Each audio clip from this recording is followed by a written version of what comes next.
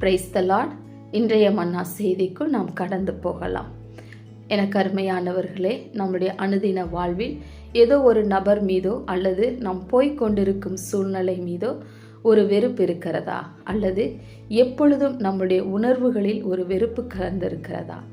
வெறுப்பு என்பது மிகவும் ஆழமான விருப்பமின்மை காரணமாக மனரீதியாக தோன்றும் ஒரு உணர்ச்சி ஆகும். இது பொதுவாக நபர்கள், பொருட்கள், எண்ணங்களின் மீது ஏற்படும். ஒரு நபர் மீது வெறுப்பு, ஒரு செயல் மீது வெறுப்பு, அல்லது ஒரு பொருளின் மீது வெறுப்பு என இப்படி பல வெறுப்புகள் நிறைந்த தருணங்களை நாம் சந்தித்திருப்போம். உதாரணமாக, டிராஃபிக் சிக்னலில் காத்திருக்கும் போது நமக்கு வெறுப்பு வருகிறது.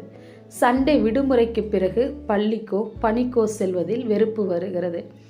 அம்மா இன்னைக்கு என்ன சமையல் என்று கேட்டால் பாவக்காய் என்று பதில் வந்தால் பாவக்கா கோவக்கா அதில் ஒரு வெறுப்பக்கா என்பதை போல் மொத்த குடும்பமும் அந்த பாவக்காய் மீது வெறுப்பை காட்டும்.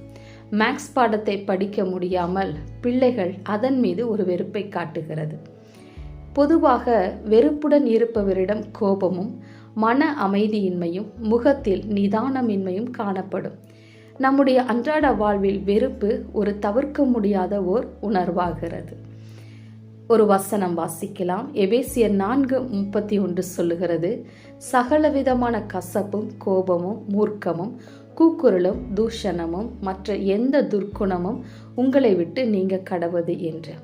மற்றொரு இடத்தில் வாசிக்கிறோம், இவைகளையெல்லாம் நாம் விட்டுவிட வேண்டும் என்று. சுயத்தால் விட முடியாத காரியங்களை தேவ பலத்தால் விட முடியும். ஆகவே நாம் தேவ பலத்தை சார்ந்து கொள்வோம். ஆமென்.